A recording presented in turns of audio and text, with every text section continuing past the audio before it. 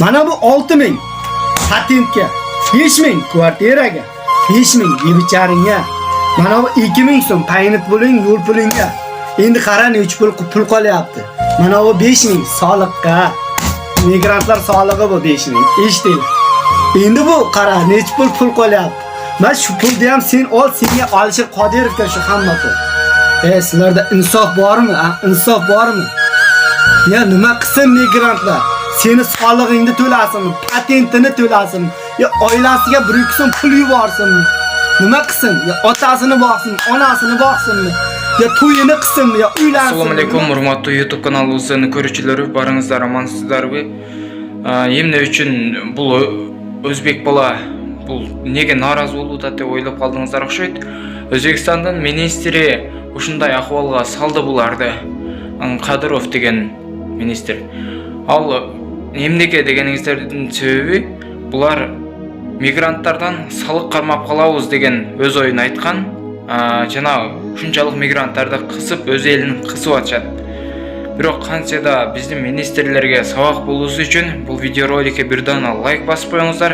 Jana keyinroq joylash uchun bu videorolikni da boshqa do'stlaringizlarga taratib qo'yingizlar. Qolgan bo'lігін hozir ko'rsangizlar bo'ladi. Nima uchun bizda bugun migrantlar xorijda ishlab topgan daromadni olib qo'ymaslik kerak? O'zbekiston tarafdori chunki nima savol?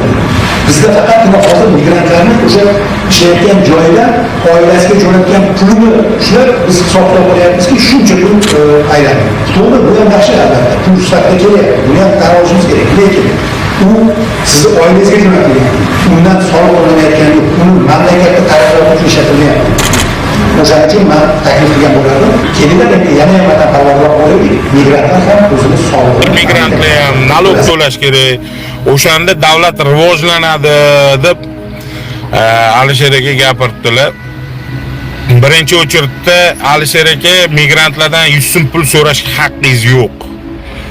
Nafaqat sizni boshqasini ham chet elda muhojirlik qilib oilasini boqayotgan, mehnat qilayotgan odamlardan 100 so'm so'rashga haqqingiz yo'q. Chunki ular chet elda ishlayotganda ularga ish o'rni yaratib berayotganingiz yo'q.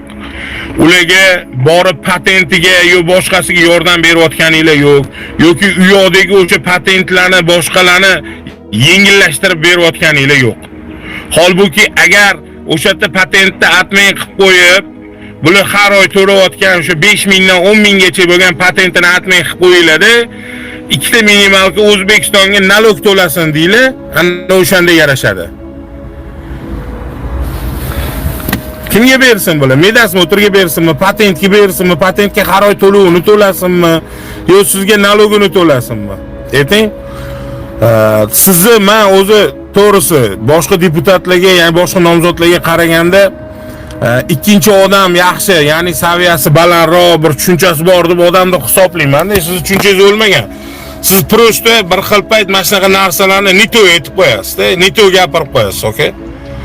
To'g'ri kelmaydigan narsalarni gapirib qo'yasiz. Ular o'tda topayotgan pulini yarmini o'sha davlatning o'ziga beradi.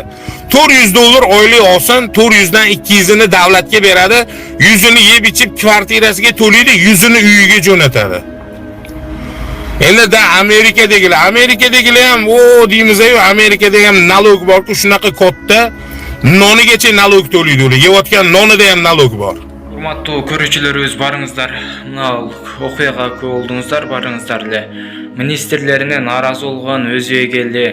O'zbek birodarlar, sizlar da aman bo'lingizlar, tinch bo'lingizlar.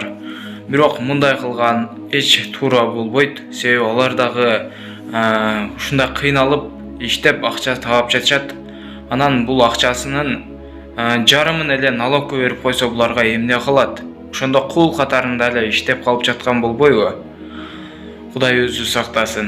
Урматтуу көрүүчүлөр, каналыбыздагы эң туура жазылуучуларыбыздын катарына кошулуп, подписаться деген кнопканы басып, жанындагы коңгурочону да басып күйгүзүп коюңуздар. Биздин кызыктуу видеороликтерибизди өткөрүп албаңыздар.